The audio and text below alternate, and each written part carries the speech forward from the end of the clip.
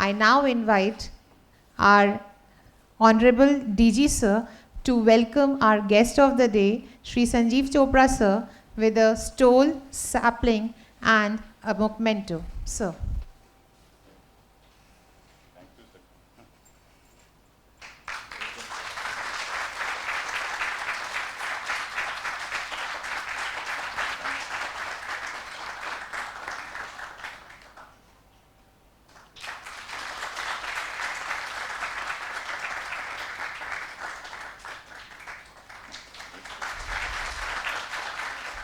Thank you so much, sir.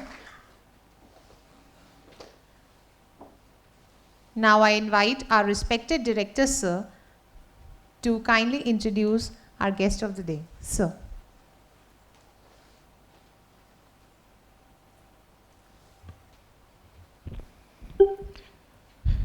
Eminent speakers की श्रेणी में जो अकादमी का प्रयास है माननीय डीजी महोदय के मार्गदर्शन में, दिशा निर्देश में, कि हम काफ़ी वरिष्ठ लोगों को जो बहुत अनुभवी हैं उनका आपसे परिचर्चा कराते हैं। इस कार्यक्रम में हमारे बीच आज आदरणीय संजीव चोपड़ा सर उपस्थित हैं। मैं उनका अकादमी की ओर से हार्दिक स्वागत करता हूं और ये बड़े हर्ष का विषय है कि आज उन्होंने हमारे निमंत्रण को स्वीकार किया और आप सभी लोगों से इंटरेक्ट करने के लिए वो हमारे बीच उपस्थित हैं। मैं बताना चाहूँगा कि आदरणीय सर 1985 बैच के उड़ीसा कैडर के West Bengal. You're confusing me with my namesake. He's Sanjeev Chopra 90 batch. हाँ, वेस्ट बंगाल। वो दूसरे हैं। वेस्ट, अच्छा ओके, सॉरी सर। जी सर, हो जाता है। जी सर, छोड़ दीजिए। ओके, सर के बारे में मैं बताना चाहूँगा कि सर भारतीय प्रशासनिक सेवा के जो वरिष्ठ अधिकारी होने के नाते जो उन्होंने दिशा निर्देश दिए, उनका अनुभव देश को मिला। उसके अलावा भी सर ऑथर हैं, लेखक और हिस्टोरियन भी हैं, इतिहासविद। तो मैं बताना चाहूँगा कि सर ने भारतीय प्रशासनिक सेवा के तौर पे जो लंबा कार्यकाल किया उसके अनुभव सर आज हमसे साझा करेंगे। उसके अलावा उन्होंने 2 महत्वपूर्ण किताबें भी लिखी हैं जो हमारी लाइब्रेरी में भी उपलब्ध हैं, आप सभी लोग उसको पढ़ सकते हैं। We the people of the states of Bharat, the making and remaking of India's internal boundaries, और दूसरी किताब है the great conciliator, Lal Bahadur Shastri and transformation of India. ये दोनों इतिहास में जो सर का एक विज़न है उसको इसमें प्रस्तुत किया गया है।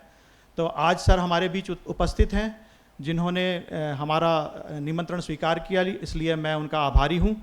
और मैं सर का स्वागत करते हुए, क्योंकि मैंने शायद जो आईएएस के तौर पे सर का जो कार्यकाल है जो उसको शायद मैंने थोड़ा सा गलत समझ लिया था, तो इसलिए उस डिटेल में मैं नहीं जा रहा हूँ। सर से अनुरोध करूँगा कि सर स्वयं ही उसके बारे में अपना जानकारी, अपना अनुभव साझा करेंगे। सर आपका एक बार फिर से स्वागत, धन्यवाद। It's such a pleasure to be here with Sachin. I trained him in 1995, so you can imagine, how good he is and how good his teachers are, because obviously if he's doing well, the credit will come to me. So I'll take some of the credit for that. So thank you, Sachin, for inviting me. Thank you, Mujibur Rahman. अरे please, doesn't matter, ये सब होता रहता है, कोई बात नहीं. After my talk, I'm sure you will learn more about me. And thank you, Neha Bharti. You have a lovely name, Neha Bharti.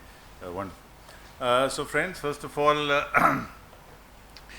it's very easy to talk about your own books. I could have, chosen a much easier path here. I'll tell you about the making of Bharat or about Lal Bahadur Shastri books that I've worked on.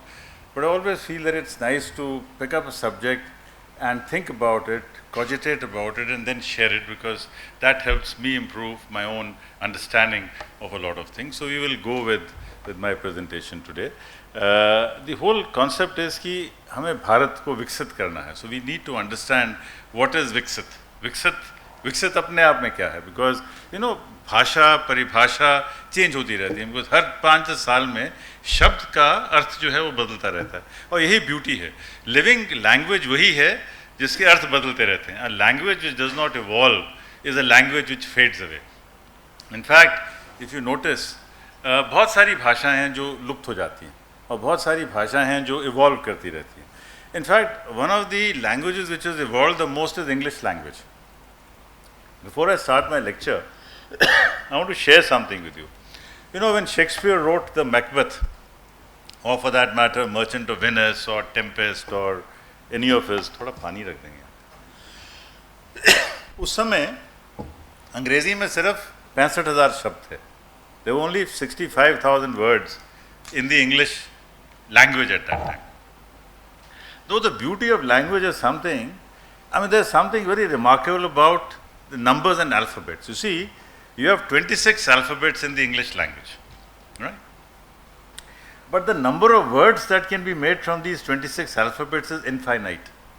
So from the finite to the infinite, and that's true for any language. I mean, like Punjabi has 35, you know, it's called Panti. That's my mother tongue. Similarly, you have a limited number of varn, you have a limited number of swaras, right? You have a varnamala. Every language has a particular number of alphabets. But these alphabets have the potential of making infinite words. जो words आज हम सुन रहे हैं, ये words आज से 100 साल बाद भी इनमें से कुछ वर्ड सर्वाइव करेंगे और कुछ वर्ड सर्वाइव नहीं करेंगे. And there will be newer words that will come up. So the strength of a language is if it continues to grow and evolve. And if a language does not continue to add more words to its vocabulary, then the language will not grow. Like, for example, Latin is a great language. In fact, all of you who have studied law would know that there are a lot of Latin expressions which are so powerful, so potent, because in very brief two words, it conveys what in English will be conveyed by 100, by a longer sentence. But it is a dead language because nothing is happening in that language. In contrast, because Sanskrit was being used in prayer and in ritual and in marriages and at the time of death and at the time of interpretation, it has started growing again. There was a period when Sanskrit had stopped growing, but now Sanskrit is back on its revival form because it is being used. So the more you use something, the better it will get, right? So that was just in the aside, because I wanted to share with you कि आज की date में जो हम आपस में बातचीत करेंगे, this will be a mix of English and Hindi. And this is great, because आज से 10-20 साल पहले ना तो ये अंग्रेजी वाले एक्सेप्ट करते ना ये हिंदी वाले एक्सेप्ट करते. आई रिमेंबर कि जब इंडिया में एक दौर चला था हिंदीकरण का, that was a very terrible phase, because उसमें we were trying to convert everything into Hindi. Railway into लो पथगामिनी, necktie into कंठ लंगोट. Now a necktie can not be translated. A necktie is not something that can be translated because a necktie fits into a certain particular context, right? Cocktail, for example, or mocktail, for example. Now it's very difficult to translate these concepts. Of course, there is something called Ras Ranjan, which is the near equivalent of cocktail, Ras Ranjan, but it is still not the same, right? But what has happened, and that's something which you have to learn from your Prime Minister. The Prime Minister today speaks in a language which is understandable, because the purpose of language is to communicate. The purpose of language, of course, the purpose of language is to impress others, but the primary purpose of language is to express yourself, and that is something which is very important. और आजकल जो पिछले साल, I also do a literature festival called Valley of Words. Last year, the book which won the prize in Hindi is called शब्दों के साथ साथ. शब्दों के साथ साथ में वो कह रहे हैं कि देखिए, जब तक हिंदी कुछ अंग्रेजी के शब्द जैसे adapt, adopt, meet, greet, engage, divorce, father, mother, grandfather, जब तक हम इसको अपनी रोज़ की भाषा में, जब तक इसको हिंदी के शब्दकोश में नहीं लाएंगे, हम हिंदी का कोई फ़ायदा नहीं कर रहे हैं. We are actually creating a loss for Hindi, because words like marriage, divorce, settlement, litigation, these are words of common use every day, and language has to get that thing into shape. At 65, one is entitled to tell stories, because that's the age when you become grandfather, and you're entitled to tell stories. So anyway, now we'll go back to, that's why you need a presentation to get back to where we started. So the theme today is the making of Viksit Bharat and the role of civil servants, because एक तो ये है कि India विकसित हो जाएगा, तो उसमें हमारा क्या रोल रहेगा? I mean, do you want a Viksit Bharat with no role for civil servants? Do you want a Viksit Bharat where everything is done by AI? Or what kind of a Viksit Bharat are we looking at? So let's start. Okay. अच्छा नेहा जी, इसमें break है कि 1.25 घंटे का lecture तो बहुत लंबा हो जाएगा? ब्रेक, हाँ, ब्रेक कर दीजिएगा, उनके लिए भी मेरे लिए भी. because again, no attention span will last for more than 40 minutes or so. So we'll have a short break at about 12 o'clock and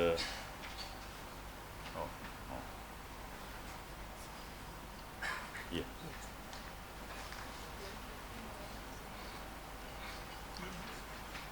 करो ओके सर इसमें लेज़र भी आप देखना चाहेंगे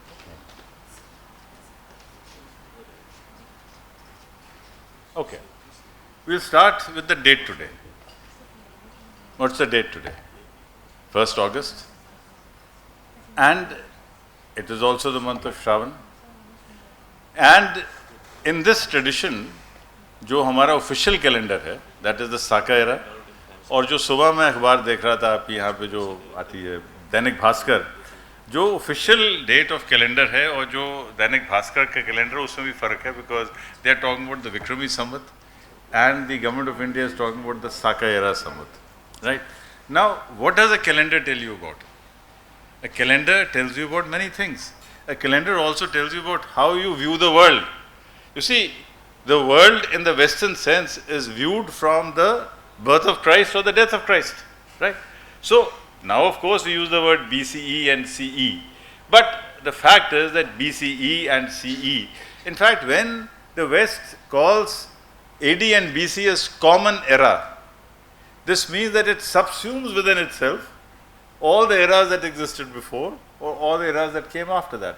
And these are not the only ones because the Kanishk, the Saka era, they started their own era. Vikrami Samvat was there. In Punjab, we have the Nanak Shahi calendar because we believe the world started with Guru Nanak. In the Islamic world, they have the Hijri calendar. In Bengal, you have the Kali calendar. So at the time of independence, there were about 20-30 calendars that we had. Now, because in India, the good thing is that we have to get certain settlements and certain compromises. So, एक committee बिठाई गई थी 1957 में. Sachin, you will be interested to know that this committee then decided कि थोड़ा सा south की तरफ जाया जाए, you know, because Hindi had become a lot of problems. There was a lot of resentment against Hindi domination. So because this South was using this Saka calendar, therefore as a sort of a compromise, it was decided to accept the Saka calendar rather than the Bikrami Samvat, which was more popular at that time. But the point to understand is that nations when they develop or civilizations when they develop, it is not just in terms of GDP. It is not just in terms of number, it's in terms of the cultural capital. It's in terms of how you look, it's in terms of what you dress. You see, the fact is that आज से 10-20 साल पहले तक the formal dress, this was not part of the formal dress, right? But today it's part of the formal dress. Willy-nilly, your director and I are wearing the same sort of, Nehru stroke, Gandhi stroke, Modi jacket, I mean, whatever way you might like to call it, a khadi jacket. So, the way you dress, the way you behave, the language that you converse in is all part of Vikas. It's all part of understanding things. And I want to tell you, in the course of my research, this is an aside before we start the lecture. There is a point in Allahabad. How many of you have been to Allahabad ever? Yeah. There is a road there called the Zero Road. कभी गए उस पे आप? नहीं गए? कौन गया? अच्छा, तो क्या? What is the खासियत of Zero Road? हाँ? नहीं, ये वो तो पहली बार भी पता लग जाता है. If you are curious, you see the point to understand, I want to share with all of you is that please arouse your curiosity. Whenever you see a road, when you see a road जिसका नाम है Zero Road, so should it not lead you to question why is it called Zero Road? Pardon? Sorry? Well, it's not the center of Earth because everything is the center of Earth. Because if the Earth is the way it is, if the Earth is the way it is, then every place is the center. No, I'll tell you the reason is that you had the Greenwich Mean Time, the Greenwich Mean Time, the GMT. So उससे पहले तक India में we didn't have a fixed time because according to our Panchang, our time changes every 16 kilometers, right? Every 16 kilometers our time changes. Now that's all right for an agrarian society. जब तक society agrarian है, तब तक you can have your own time. But the moment railways are introduced, the moment you have airlines, the moment you have railways, the moment you have manufacturing, then you need to adopt a time which is understood by everybody. And in India also, you had the Bengal time, you had Assam time, you had Bombay time, you had many times. So till the introduction of railways, India had about 7-8 times, 7-8 zones. In fact, incidentally, you must understand that the Mughals never changed the concept of time. They continued to accept the Indian Panchang system, but it was the British who came and imposed. It's a practical thing. I mean, it had to be done. So that was done, right? But Zero Road, although Ujjain, which is closer to you, that has been the historic landmark in India as far as astronomical observatory is concerned. But because at that point of time, Burma was also a part of the British India, and Aden in the Gulf, that was also part of British India. It was actually under the Bombay Presidency, that they had to look therefore at the overall contour of the Indian Empire. And Allahabad was found to be the central point, and the 0 point, the clock tower at 0 point was actually the rough geographic center of the empire at that time. That is why it's called the 0 point. Now I'll run a quiz with all of you, and whoever wins it will get either 500 rupees or a book. You don't have to look into your Google. Tell me the names, please let me know the names of all the languages on which 500 rupees is written on the 500 rupee note. No, I didn't ask you the numbers, the names. Huh? अरे Hindi English तो है ही है, वो तो इतना boldly लिखा है, उसमें क्या, you think I'll give you 500 rupees for that? You'll have to be slightly more hard working for that, na? Google में you don't have to go to Google. चलिए, anyway, thank you for saving me 500 rupees. Okay, let's move on. Next पे आप इसको आप ऐसा करो, one of you come and do the आप कर. So in fact, last line is you see that whatever is inclusive, जो भी देश inclusive होता है, जो भाषा inclusive होती है, जो धर्म inclusive होता है, जो society inclusive होती है, वो grow करती है. और जो अपने में सिकुड़ जाते हैं, उनका future थोड़ा question mark सा हो जाता है. Okay. Now, it's very easy to talk about Vikas today because you have sustainable development goals. I'm sure आप सबने अपने वो civil service की तैयारी में किया होगा.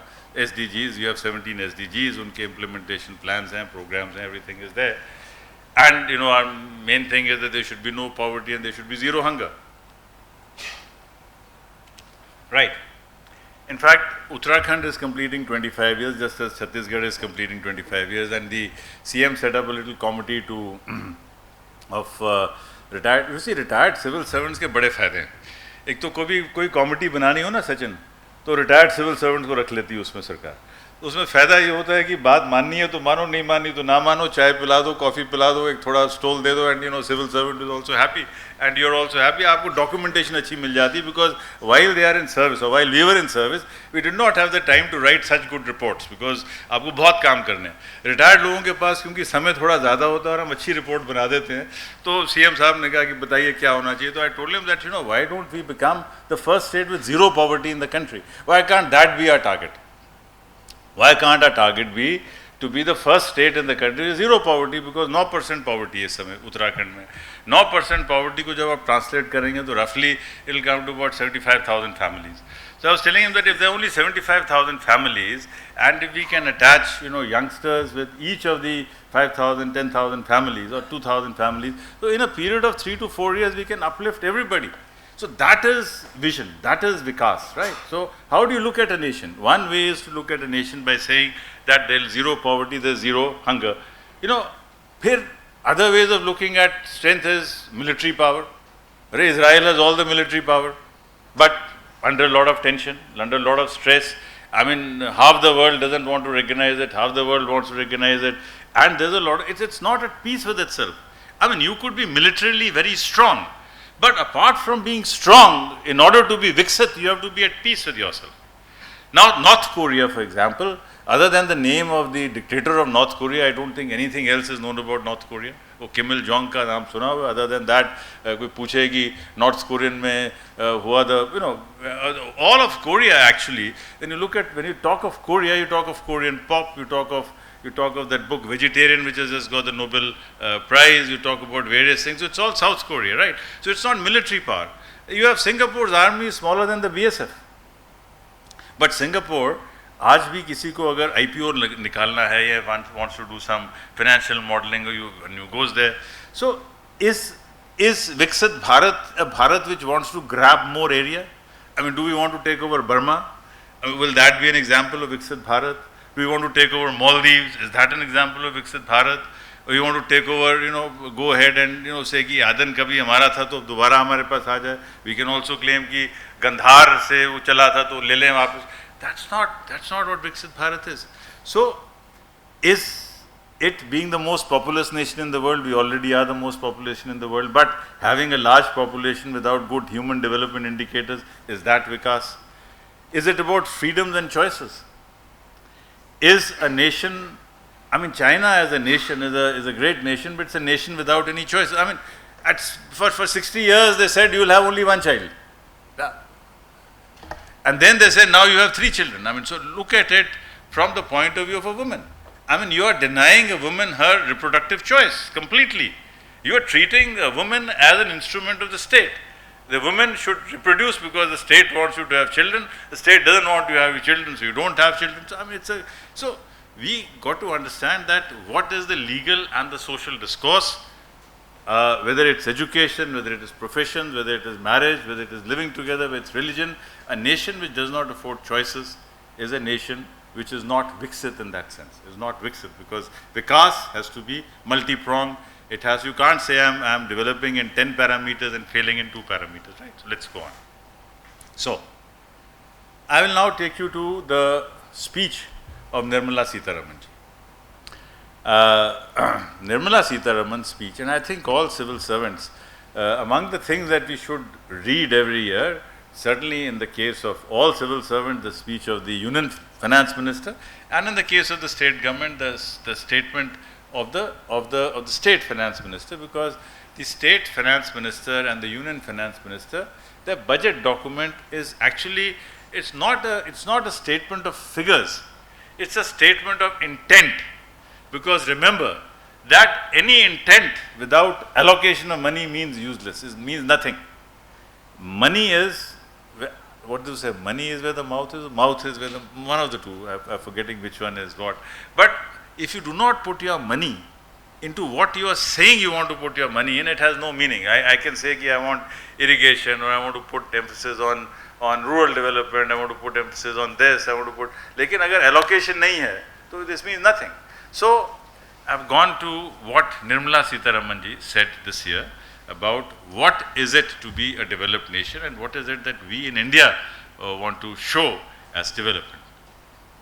First thing, and I'm so glad that she said it, but I had said it earlier than her, not that it makes a difference, more people know her than they know me.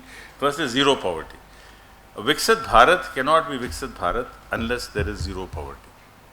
You cannot have a country with such great inequity and such great inequality. Fortunately, we are moving in that direction, because Sachin will remember, and so would Mujibur Rahman, that when we were growing up, poverty was the dominant characteristic of India. In fact, when India became independent, there was about 78% poverty in this country. Only 22% people in this country were above the poverty line. So India has really changed. I mean, in 1980s, I mean, the Rural Development Department was the most important, most significant department, and all our lectures in the academy, as Sachin would recall, were more focused on rural development, whether it was Mr. Saxena or it was Harsh Mandar. The entire focus was on poverty, redressal of poverty, because that was the dominant striking feature. Right, that was the dominant and the striking feature. But now, thanks to MG Narega and various other things, I mean, the absolute poverty from our country has disappeared. I mean, absolute poverty. Now, there's a difference between absolute poverty and relative poverty. But absolute poverty has gone. Relative poverty will always be there. Even in communist societies, relative poverty will be there, because obviously the Politburo members will have their dachas and their other things, where the common man will, will have a different thing. So, these are some of the things that we're looking at. 100% good quality school education.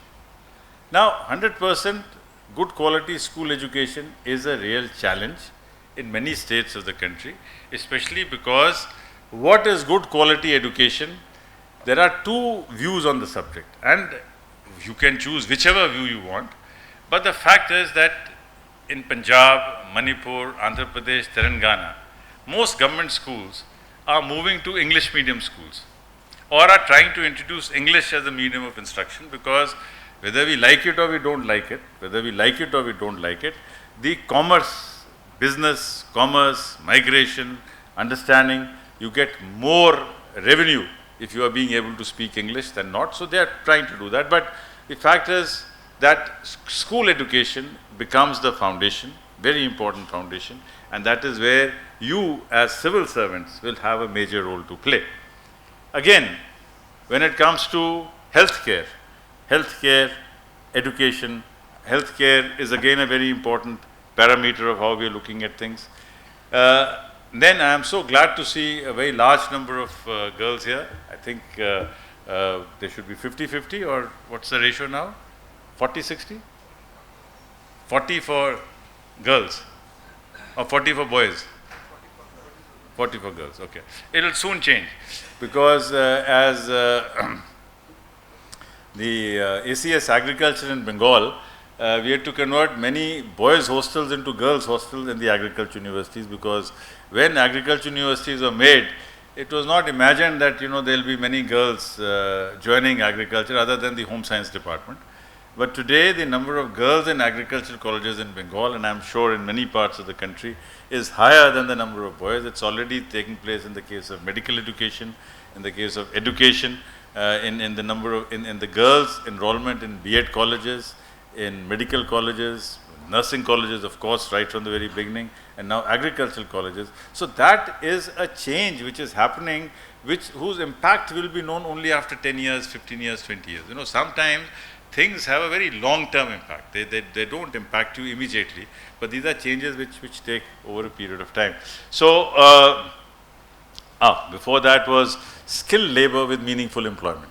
Because what happens is that the difference between a person who's skilled and a person who's not skilled, that makes a lot of difference. You see, a lot of our problems relating to plumbing, electricity, machine works and other things, cooking, because there was a time when you could transfer knowledge by seeing, For example, there was not much change in the technology say when Qutub Minar was made to when Taj Mahal was made to when South Block and North Bengal were made, or when all these very nice buildings that you have in Bhopal were made. I mean, the technology was the same.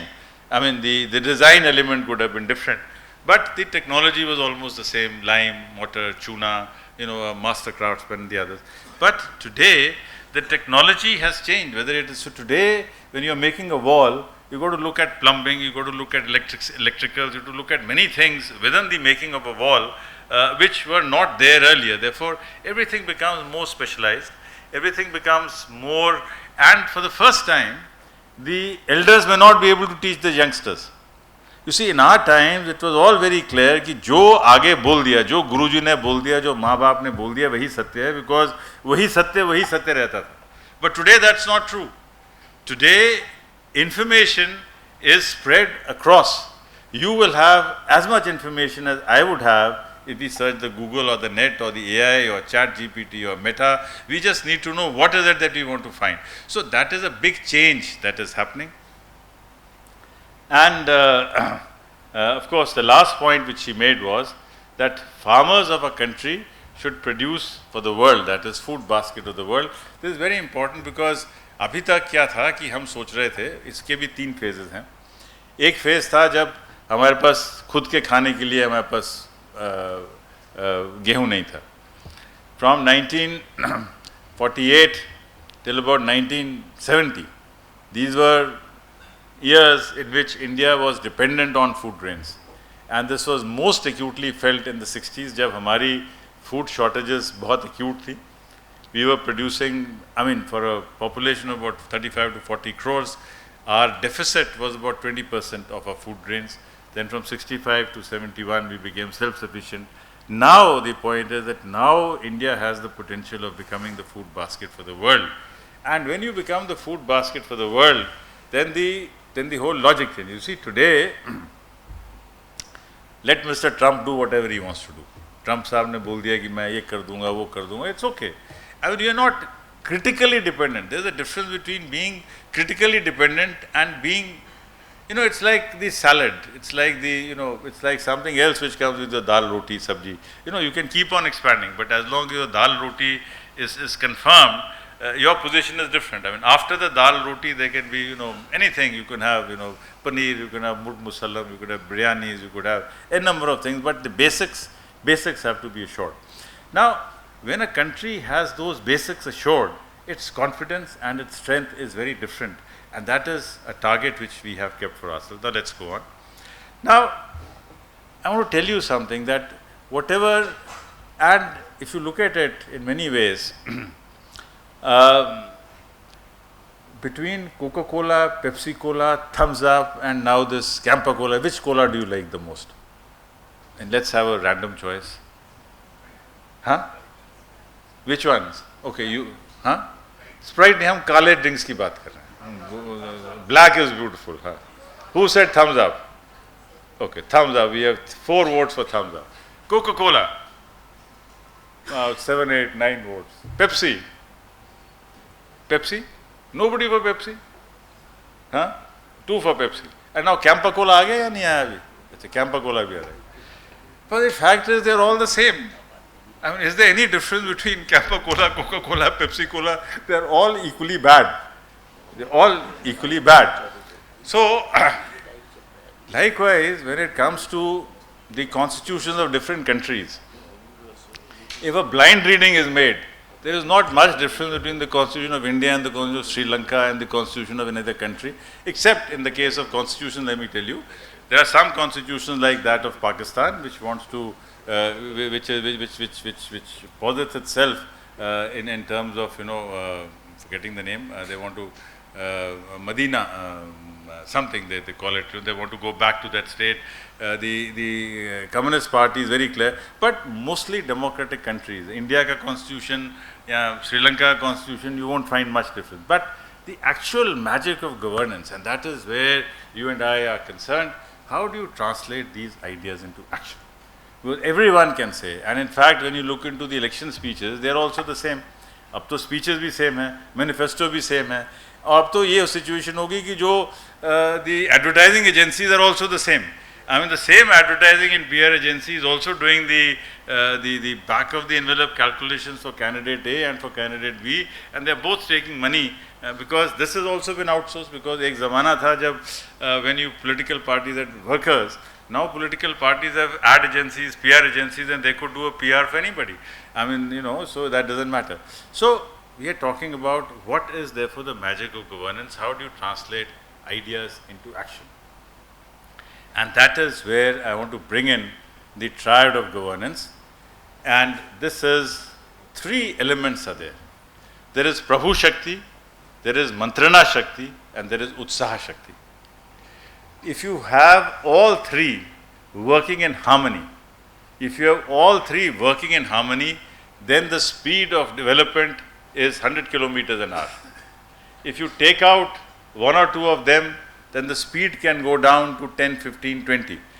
Mostly people will be evolving, mostly people will be developing, because even during the worst times of the British Empire, even then we were growing at 1%, 1.5%. Some years we had a negative rate of growth, but you keep on growing. But when you have these 3 things in harmony, that is Prabhu Shakti, Mantrana Shakti, and Utsaha Shakti. Now let me explain. Iska arth kya? Prabhu Shakti is the power of the sovereign. Satta, actual power. Actual power lies through the MPs to the cabinet, to the Prime Minister or the Chief Minister of the state. It gets centralized. Some PMs and CMs may like to participate, some may not want to, some may want to, but that is Prabhu Shakti. The Prabhu Shakti must be very clear कि हमें क्या करना है.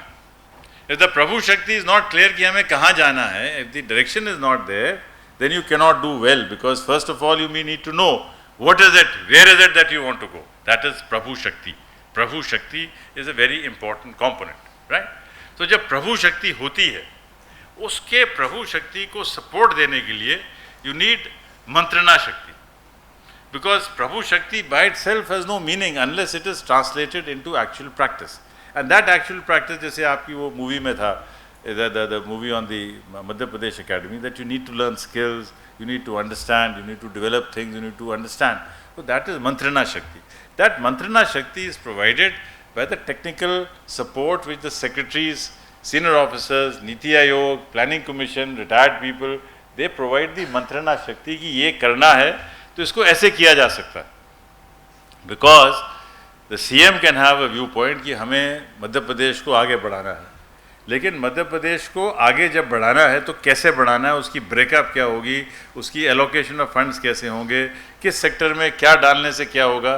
जैसे एक अच्छा ICDS centre और एक अच्छा mid day meal scheme will enhance the education, right? In the absence of ICDS and in the absence of a midday meal scheme and in the absence of food, regular food, you will not be able to do well, because if you're not well fed, you cannot be well read, right? So well fed and well read are very important things. Therefore, what happens is कि कई बार what starts off as something which looks to be very populist, which looks to be very like the entire food for this entire program, social welfare program, started in the south actually.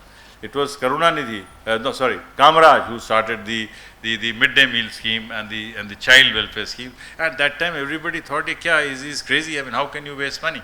The EGS, for example, was started in Maharashtra by VP Naik. So these are all little things. These are all aspects of mantrana. How do you carry these things? And last but not the least, that is where you will all come in. That is Utsaha Shakti.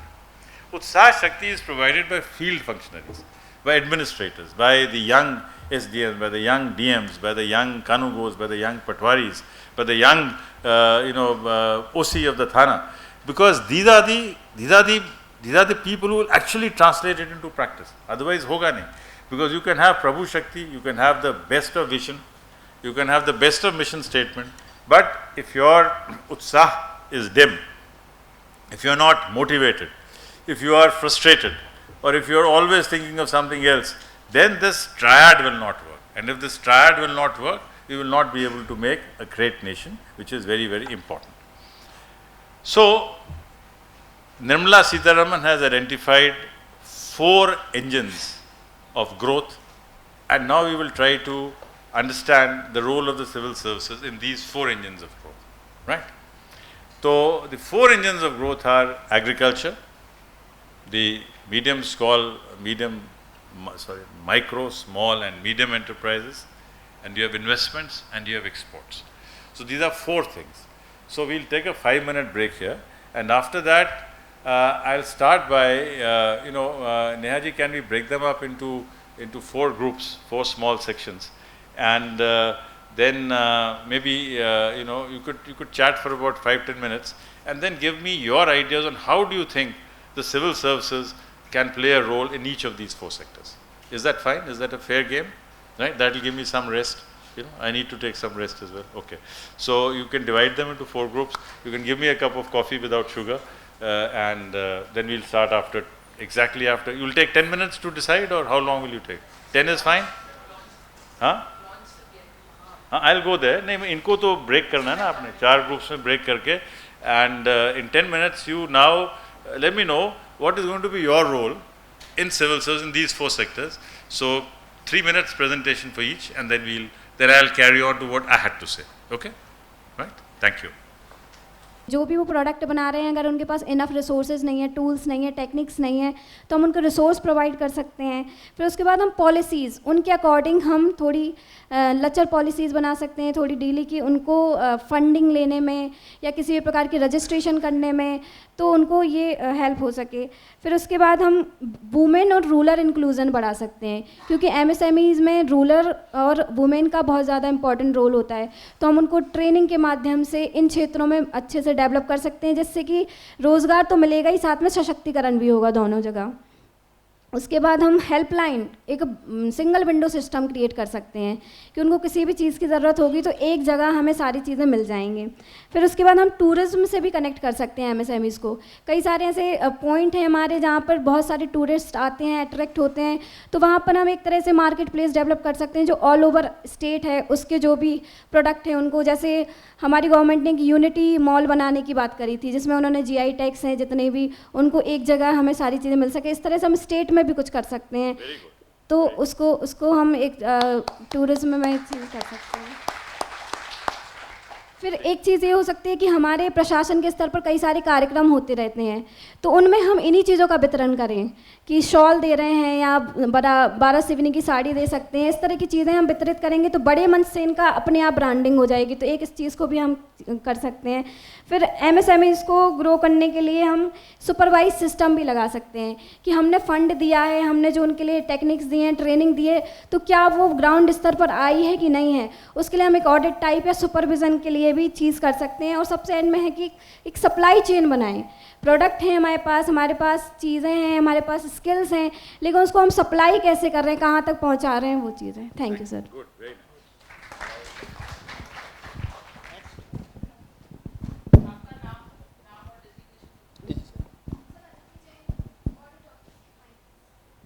आपके group में और भी तो लोग होंगे,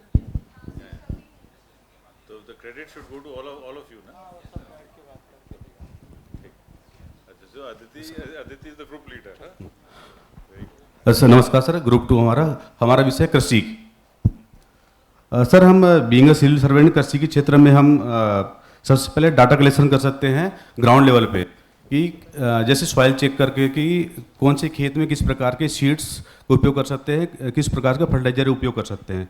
and sir second thing, timely distribution of seeds and fertiliser. Sir इसकी समस्या आजकल आए दिन देखने को मिलती है, तो हम बीइंग अ सिविल सर्वेंट इसको चैनलाइज कर सकते हैं कि हाँ पात्र तक ही पहुँचे जो फर्टिलाइजर है और सीड्स है।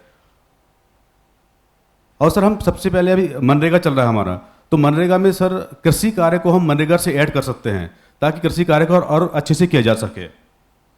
और सर तकनीक का प्रयोग, तकनीक का प्रयोग करके प्रचार प्रसार एवं जैसे किसान मित्र एप्लीकेशन है या जो विभाग हैं, कृषि विभाग हैं, तो जो विभाग है खेत तक पहुँचे और वहाँ पर प्रयोग करके दिखाए कि हाँ ये हो रहा है, ये नहीं हो रहा है। अभी क्या हो रहा है सर कि किसान सरकार के पास आ रही है कि हमें ये सब्सिडी चाहिए, कुछ नया बताएं करके, तो सरकार को जाना पड़ेगा खेत में ताकि और अधिक से अधिक जो तकनीक है उसको उपयोग किया जा सके।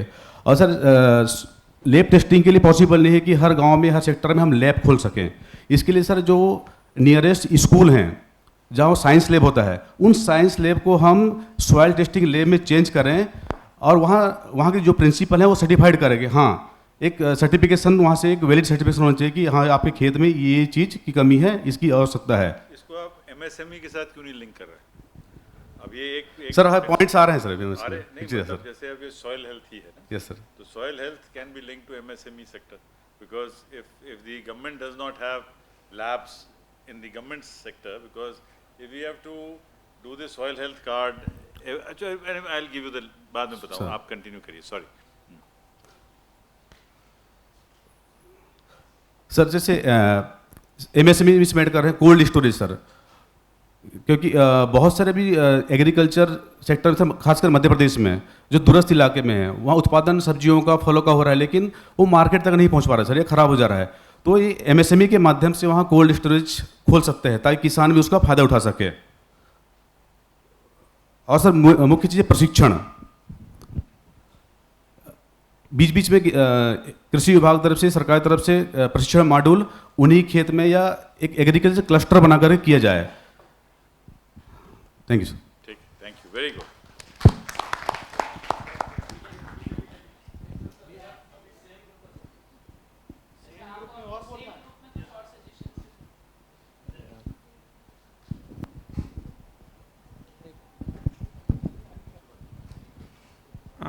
मोस्टली मैम ने एमएसएमई के सारे पॉइंट्स कवर करे हैं।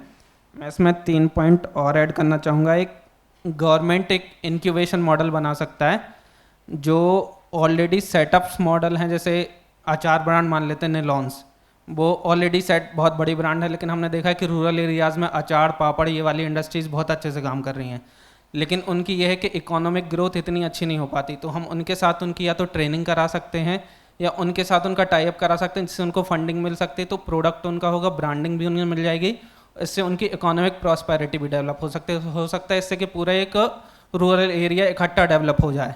तो ऐसे बहुत सारे स्मॉल कॉटेज इंडस्ट्रीज़ हैं रूरल लेवल पे, जिनको एक इंक्यूबेशन मॉडल बना के हम टाई अप करके उनकी ब्रांडिंग अच्छे से कर सकते हैं और मार्केट में उनको एक्सेस दिला सकते हैं। दूसरा एक पॉइंट ये ऐड करना चाहूँगा मैं कि हम डेटा एनालिटिक्स में पीछे हैं। हमारे रूरल एरियाज़ में काफ़ी ख़जाना है, काफ़ी ऐसे प्रोडक्ट्स हैं जो अच्छे से मेकिंग हो रही है उनकी, लेकिन वो पब्लिक तक पहुंच ही नहीं पाते, मतलब शहर तक आ नहीं पाते वो प्रोडक्ट। तो हम इसमें एनजीओज की हेल्प ले सकते हैं ताकि वो हमें पता करके दे सकें कि रूरल लेवल पे ये प्रोडक्ट हैं, इनको आप प्रमोट कर सकते हो। तो उनसे हम टाई अप करके उन प्रोडक्ट को प्रमोट कर सकते हैं ओडीओपी लेवल पे। वन डिस्ट्रिक्ट वन प्रोग्राम एक अच्छा इनिशिएटिव है जिसको हम उस प्रोडक्ट को फिर ब्रांडिंग हम अच्छे से कर सकते हैं, इससे एमएसएमई सेक्टर हमारा ग्रो हो सकता है। तीसरा है जो आजकल जो डिजिटल इंडिया मिशन चल रहा है उसमें एक कॉन्सेप्ट आया गवर्नमेंट ई मार्केट प्लेस का, ठीक है। तो हम इसकी अवेयरनेस प्रमोट कर सकते हैं हर लेवल पे ताकि उनका market place all over India में उन्हें मार्केट उनके लिए ओपन हो जाए। Thank you sir.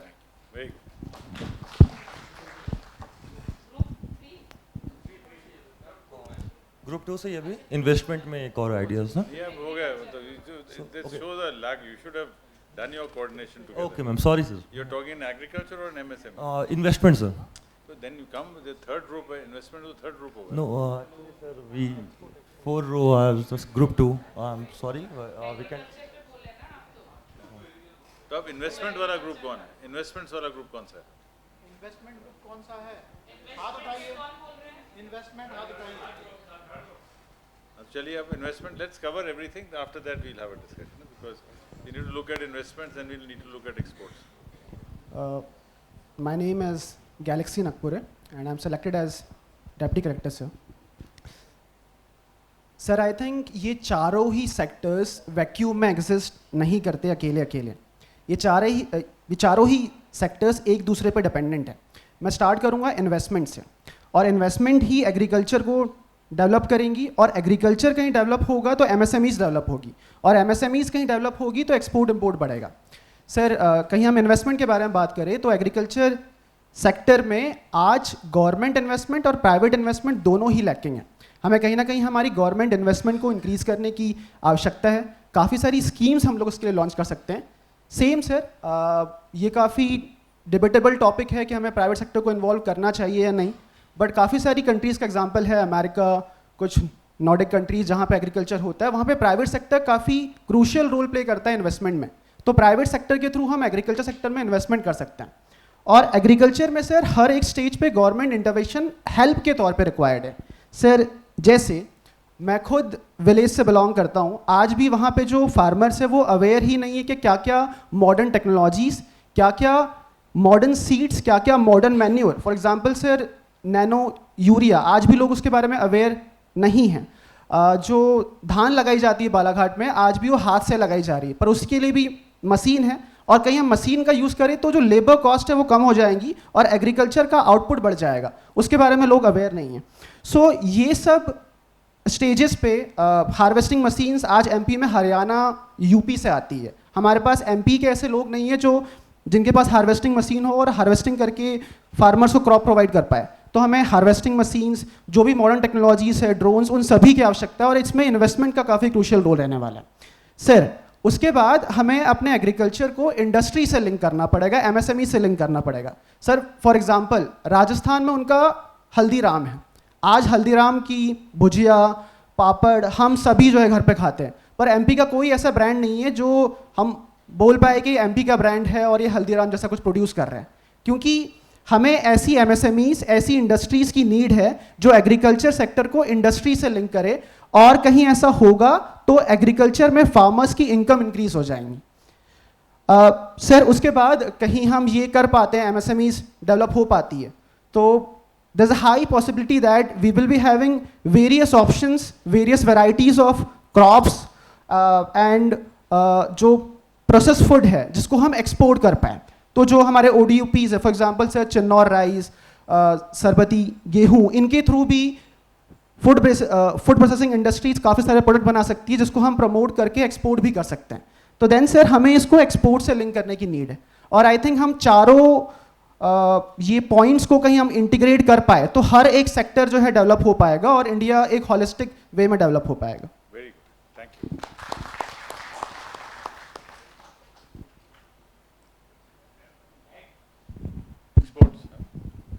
सर, मैं एक्सपोर्ट पे बोलना चाहूँगा। सर एक्सपोर्ट के लिए सबसे ज़रूरी है कि कोई भी रॉ प्रोडक्ट है उसको प्रोसेस करना सबसे ज़्यादा ज़रूरी है। उसके तो सर इंडिया में जो जितने भी SEZ हैं वो सारे मतलब छोटे हैं एज़ कम्पेयर टू चाइना और एनी अदर कंट्री। तो हमें SEZ को जो है लार्जर SEZ होने चाहिए और जो कि कम हो संख्या में लेकिन ज़्यादा बड़े होने चाहिए, जिससे कि इंडस्ट्री को डेवलप करना या इंडस्ट्री को वहाँ लगाना या इकोसिस्टम डेवलप करना ज़्यादा आसान हो जाएगा एज़ कम्पेयर टू छोटे SEZ। उसके बाद SEZ से यदि हम प्रोडक्ट बना भी लेते हैं तो इन्हें एक्सपोर्ट करना दूसरी एक चुनौती होती है। तो उसका एक कारण रहता है कि यदि किसी देश में ज़्यादा टैरिफ है या टैरिफ बैरियर ज़्यादा हैं तो उसके कारण हम दूसरे देश से ज़्यादा compete नहीं कर सकते हैं। तो हमें एक ट्रेड एग्रीमेंट की तरफ ध्यान देना चाहिए। अभी रिसेंटली इंडिया ने ब्रिटेन या और किसी कंट्री के साथ धीरे धीरे UAE ट्रेड एग्रीमेंट पर ध्यान दे रहा है, तो ये एक दूसरा हो सकता है। फिर ट्रेड एग्रीमेंट में फिर वो दिक्कत आती है कि ट्रेड बैरियर और नॉन ट्रेड बैरियर से जो रिलेटेड हैं वो दिक्कत आती है। तो हमें स्टैंडर्डाइजेशन की तरफ ध्यान देना चाहिए कि यदि हम वीट का एक्सपोर्ट कर रहे हैं तो ये इंश्योर करना चाहिए कि उसमें जो केमिकल हैं वो सब चीज़ें ना हो, या दूध का एक्सपोर्ट कर रहे हैं तो उस पर वो चीज़ें ना हो। तो ये एक हो सकता है जिससे कि एक्सपोर्ट में दिक्कत नहीं जाएगी। सर तीसरा एक अलग पॉइंट है कि जैसे बहुत सारी जो लोअर इनकम कंट्रीज़ हैं तो उनके जो व्यक्ति हैं इंडिया में आकर हेल्थ केयर अवेल करते हैं, जिसके थ्रू हम मतलब एक्सपोर्ट एक तरह का एक्सपोर्ट ही हुआ। तो सर उसमें हम स्पेशलाइजेशन ज़्यादा अच्छा बढ़ा सकते हैं या मेडिकल कॉलेज की संख्या ज़्यादा बढ़ाकर हेल्थ केयर की तरफ ध्यान दें, जिससे कि एक नया सेक्टर खुलेगा।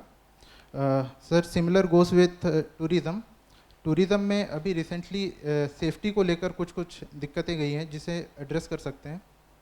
और अभी गवर्नमेंट ऑफ इंडिया और government of MP circuit tourism की तरफ ध्यान दे रही है, तो ये एक अच्छा स्टेप हो सकता है उस तरफ में कि जो फॉरेन टूरिज़म है जैसे कि साउथ ईस्ट के आके बुद्धिज़्म को एक्सप्लोर कर सकते हैं इंडिया में या MP में। तो सर ये एक हो सकता है। सर एक काफ़ी महत्वपूर्ण मुद्दा काफ़ी हो गए और Yes, sir. लास्ट पॉइंट बताओ। यस सर एक लास्ट पॉइंट बताता हूँ सर बस कि जैसे एक्सपोर्ट के लिए शिपिंग का जो टर्न अराउंड टाइम है वो अभी रिसेंट टाइम में थोड़ा कम हुआ है, लेकिन इसे और भी कम कर सकते हैं कि पेपर वर्क वगैरह कम करके। Thank you sir. Very good, thank you. Good afternoon sir. Sir we are group 4। Actually sir सभी टॉपिक्स इंटरलिंक दिख रहे हैं हम लोगों को। जैसे एग्रीकल्चर है, MSME है, इन्वेस्टमेंट है, एक्सपोर्ट्स है, तो आपस में सबकी इंटरलिंकेजेस है, बट हमने एक्सपोर्ट को चूज़ किया है। As sir economic survey says की 21.4% की जो कंट्रीब्यूशन है एक्सपोर्ट्स में वो GDP में दिखती है। तो एक्सपोर्ट्स बहुत सेंट्रल रोल प्ले करता है हमारी इकोनॉमिक कंट्रीब्यूशन में और कंट्री में। And sir as a civil servant जैसे हम देखते हैं कि हमारे बहुत सारे वैरिड रोल्स हैं, चाहे लॉ का रोल हो, एडमिनिस्ट्रेशन का रोल हो या किसी भी तरीके का रोल हो। सेंट्रल रोल डेवलपमेंटल रोल है सर हमारा। तो विकसित भारत या यूँ कहें विकासशील भारत की कल्पना बिना सिविल सर्वेंट से नहीं कर सकते हम। और सर उस डेवलपमेंट में सबसे मेन साथ हमारा दे सकता है एक्सपोर्ट्स, क्योंकि एज आई सेड कि as economic survey says 21.4% contribute करता है सर। जब हम सर बात करते हैं सिविल सर्वेंट्स की क्या रोल प्ले कर सकते हैं, वो जब तक हम सर प्रॉब्लम्स को आइडेंटिफाई नहीं कर पाएंगे तब तक डेवलपमेंट रोल अच्छे से प्ले नहीं कर पाएंगे। तो there are sir varied problems across our primary sector, manufacturing sector and service sector when it comes to export. Sir, when I say about primary sector and export policies, the agriculture sector right now is not able to export as much because since we all know that agriculture is a perishable commodity and we lack storage facilities. हमारे पास cold storage facilities नहीं है, and especially example of Madhya Pradesh, we know we are more agriculturally driven. हम कृषि क्षेत्र की economy है, but चूँकि हम बहुत सेंट्रली लोकेटेड हैं और प्लस हमारे पास कोल्ड स्टोरेज की बहुत क्षमता नहीं है उतनी ज़्यादा, तो हम एक्सपोर्ट भी नहीं कर पाते हैं और इंटरनली ट्रेड भी नहीं कर पाते हैं हम, जिससे ऑब्वियसली प्राइजेस बढ़ जाते हैं and we are now not more export oriented state. When we compare to manufacturing sector sir the problem lies where की the export suffer from absolutism, technology हमारी बहुत ऑब्सोल्यूट हो चुकी है और सर स्लो अप्रोच है। और हमारी सर अभी नीति आयोग ने एक्सपोर्ट प्रिपेयर्डनेस इंडेक्स में निकाली है, जिसके तहत हम देख सकते हैं कि we are trying to create a competition between the states कि कौन स्टेट ज़्यादा एक्सपोर्ट बेहतर कर सकता है, बट द प्रॉब्लम है कि हम इंक्लूसिव अप्रोच नहीं अपना रहे हैं, सब में कॉम्पिटिशन लगा हुआ है, प्रॉब्लम्स को आइडेंटिफाई कर नहीं रहा है। Sir when it compares to service sector, the problem is कि हमने बहुत ज़्यादा फोकस किया है कंप्यूटर हार्डवेयर्स पे या सास पे बहुत ज़्यादा फोकस किया हमने, बट हमारा जो रियल पोटेंशियल है टूरिज्म का, वो अभी भी हमें फुटफॉल बहुत डिक्रीज उसमें दिखाई दे रहा है, जितना पोटेंशियल टैप इन कर सकते हैं उसका दिखाई नहीं दे रहा है sir. My friend here would enlighten more about you sir the next topics. नमस्ते सर, मेरा नाम आदित्य नारायण तिवारी है और जैसा कि मेरे कलीग ने बताया कि हमारा बेसिक आइडिया जो है वो एक्सपोर्ट है, पर हम सभी को इंटरलिंक्ड मानते हैं। तो ये तीनों चीज़ जो हैं एक्सपोर्ट के अलावा, जैसे इन्वेस्टमेंट, एमएसएमई एंड एग्रीकल्चर, इसको हम फॉरवर्ड बैकवर्ड लिंकेजेस के तौर पर देखना चाहते हैं, ताकि जब भी हम डेवलपमेंट की बात करें तो एक होलिस्टिक डेवलपमेंट हो और समाज का कोई भी वर्ग जो अलग अलग क्षेत्रों में काम कर रहा है वो पीछे ना छोड़ जाए। तो इसमें एक और चीज़ मैं ऐड करना चाहूँगा, हमारे पास एक परम शक्ति है जिसको हम डेमोग्राफिक डिविडेंड कहते हैं, और उसमें एक स्किलिंग का फैक्टर बहुत इंपॉर्टेंट है। चाहे हम एग्रीकल्चर को एडवांस करने की बात करें या फिर हम एमएसएमई को एम्पावर करने की बात करें, अगर हम एक्सपोर्ट बेस्ड नॉलेज देने की बात करें या इन्वेस्टमेंट अट्रैक्ट करने की बात करें, सारी चीज़ों में स्किलिंग बहुत ज़्यादा इंपॉर्टेंट फैक्टर है। सर सेकेंड सॉल्यूशन जो हम एज अ डिस्ट्रिक्ट ऑफिसर करना चाहेंगे कि हमारे यहाँ जो हमारे हाथ में मैकेनिज़्म है उसको हम जितना सिंप्लीफाई कर सकें उतना करें। जैसे लैंड अलॉटमेंट रहता है, क्लियरेंसेस रहते हैं, उनको सिंगल विंडो पर लाने की कोशिश करें, और इंटर डिपार्टमेंटल कॉन्फ्लिक्ट्स जो रहती हैं उनको ख़त्म करके हम जो ईज़ ऑफ डूइंग बिजनेस है उसको प्रमोट करने की कोशिश करें, ताकि जो एक्सपोर्ट है उसमें हम इन्वेस्टमेंट अट्रैक्ट कर सकें, at the same time MSMEs को ज़्यादा से ज़्यादा इस्टेब्लिश करने के लिए हेल्प कर सकें। और हमारी एमएसएमई जैसे जैसे ज़्यादा से ज़्यादा इस्टेब्लिश होंगी, चूँकि अगर मैं मध्य प्रदेश की बात करें तो हम एक कृषि प्रधान राज्य हैं और हमारे पास रॉ मटेरियल का हमेशा सरप्लस रहता है। तो जैसे कि कोल्ड स्टोरेज की बात हुई थी और वेस्टेज की भी बात हुई थी, हम उसको भी रिड्यूस कर पाएंगे, और जितनी भी ग्रोथ्स की हम बात कर रहे हैं उन सभी को साइमल्टेनियसली एक होलिस्टिक अप्रोच के साथ लेकर चलेंगे। कुछ उदाहरण मैं देना चाहूँगा, जैसे हमारे यहाँ पर time is moving up, last point, हां, but thank you, I think very well done.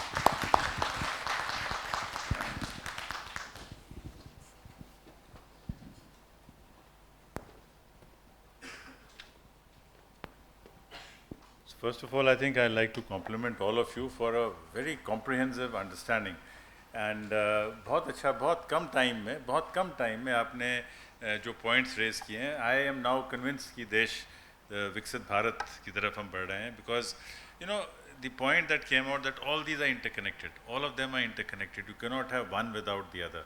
तो जो मेरी प्रेजेंटेशन है that is almost done, I mean in fact I will send you the copy of that, you can see to it later, but you have almost covered everything which I wanted to से।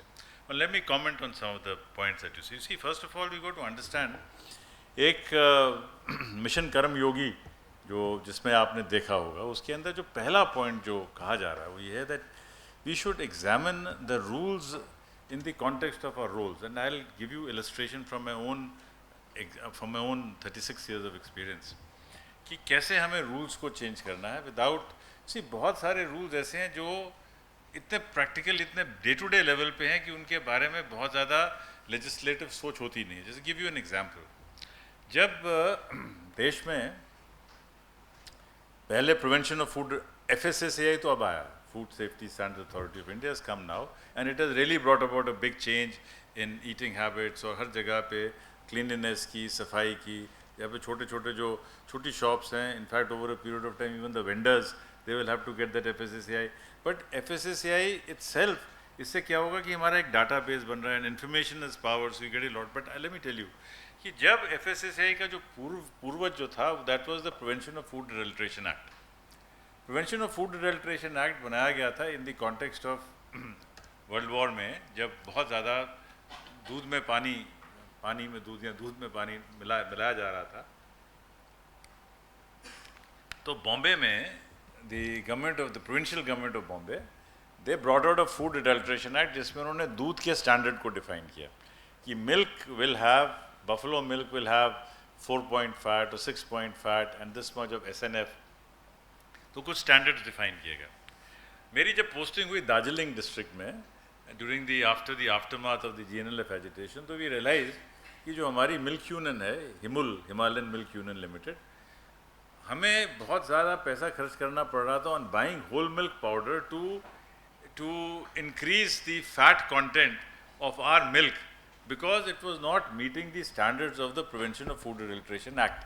क्योंकि जो पहाड़ी गाय हैं उसका दूध पतला होता है, जो पहाड़ी गाय हैं और एक भैंस जो पल रही है उन दोनों में बड़ा फ़र्क है बिकॉज दी भैंस इज स्टॉल फेड, एक तो उसको खाना नहीं मिल रहा, दूसरा भारी भरकम वेट है भैंस का, और भैंस की जो दूध की क्वालिटी है वो फैट में बहुत ज़्यादा है और कंपेयर दैट विद द पहाड़ी काव, एक तो खाना वाना भी कम मिल रहा है, स्टॉल फेड भी नहीं है, प्लस वो 10 किलोमीटर चल रही है हर रोज़ in order to graze. You see, because if you have a stall fed animal, so the energy is being used entirely to produce milk, but if the animal is grazing around, तो जब हमने इसको issue को देखा at that time I was not even an ADM, it was my 5th or 6th year of service. So I raised this point with the milk commissioner of the state and with the secretary animal husbandry. मैं साहब ये तो हो ही नहीं सकता, मैं lost, आपका purpose था कि दूध में मिलावट ना हो, लेकिन अगर किसी क्षेत्र का दूध नेचुरली उसमें इतना फैट कम है, मतलब फैट कम है, तो उसमें फिर हम ऐड करें अमूल का होल मिल्क पाउडर ताकि उसको हम अपने स्टैंडर्ड पे लेके आएं, that logic does not exist. इससे हाँ ये तो हमने सोचा ही नहीं कभी, तो क्या करना है साहब, ये डाटा है, this is the, because see policy has to be made on the basis of data. Policy should not be made कि मेरे को इच्छा है इसलिए मैंने तो फिर हमने पिछले 8-10 साल का जो हमारा मिल्क कलेक्शन का जो डेटा था, क्योंकि मिल्क कलेक्शन से डाटा मिलता है कि कौन सी जगह पे कितना आपको किस quantity fat, so took about an year and half. लेकिन उस ईयर एंड हाफ में ये पॉलिसी चेंज हुई और ये फिर हुआ कि this is not applicable to the Darjeeling district, to the Darjeeling hill district. But it was my first understanding that you don't have to be very high up in the hierarchy in order to affect policy change, because जहाँ पे policy hurt कर रही है, जहाँ पे policy का impact हो रहा है वो ग्राउंड लेवल पे हो रहा है, वो ग्राउंड लेवल इम्पैक्ट आपसे ज़्यादा और कोई समझ नहीं पाएगा. तो let us not, first thing that you to understand is कि जो भी रोल आपको दिया गया है उस रोल के तहत उसके नीचे बहुत सारे रूल्स हैं. कुछ रूल्स तो सुप्रीम रूल्स हैं, जैसे भारत का संविधान है, स्टेट की लेजिस्लेशन है, लेकिन जो सबॉर्डिनेट रूल्स जो हमें दिए जाते हैं जिसके अंतर्गत हमें काम करना है उसके अंदर बहुत ज़्यादा फ्लेक्सिबिलिटी भी है और उसी के अंदर हमें अपनी उत्साह शक्ति के माध्यम से we have to keep on bringing these changes, you know, keep on bringing these changes, little changes. This was just one example which I give you. Other example which I want to share with you is कि जब हम, छोटा example ये भी है कि जब हम, जैसे जब हम कोई भी चीज़ आप प्रोक्योर करेंगे, you know, when you had talked about e-procurement and various other things, you know, setting the standards is very important. अगर for example आपने कहा, मैं देख रहा हूँ तो देहरादून में ONGC is the biggest public sector unit of the country, one of the biggest PSUs of the country. ONGC जो गाड़ियाँ हायर करता है और जो गाड़ियाँ उत्तराखंड सरकार हायर करती है उनमें बड़ा फ़र्क था. तो मैंने देखा कि भाई ये ONGC की गाड़ियाँ इतनी बढ़िया क्यों हैं और ये सरकार की गाड़ियाँ इतनी ख़राब क्यों? बिकॉज ONGC ने अपनी टेंडर में लिखा है कि जो हम वही कार हायर करेंगे जिसकी रजिस्ट्रेशन पिछले 3 साल के अंदर है. अब इसका मतलब है कि उनके पास जो गाड़ी आएगी, जो गाड़ी आज अगर ONGC हायर कर रहा है, तो that car has to be from the 2022 और 2023 model. The rate will go up, but the quality will improve and you are not then accused of. Otherwise क्या होगा कि अगर आपने अपनी स्पेसिफिकेशन में, you see, unless you, and half the problems in the government happen because we do not apply our mind. Let me tell you that the government is one of the most creative institutions. You can do anything in the government provided you are creative, provided you are in a position to explain आप क्या करना चाहते हैं. अगर आपने tender निकाल दिया हमें गाड़ी चाहिए, वो गाड़ी तो आपको 15 साल तक गाड़ी की वैलिडिटी है, 15 साल तक गाड़ी की वैलिडिटी है, लेकिन स्वाभाविक है कि जो गाड़ी 12 साल चली हुई है उसकी क्वालिटी, उसकी अपकीप और जो गाड़ी पिछले 2 साल की है उसके अंदर बड़ा फ़र्क होगा. So these are all practical things that I thought I will share with you.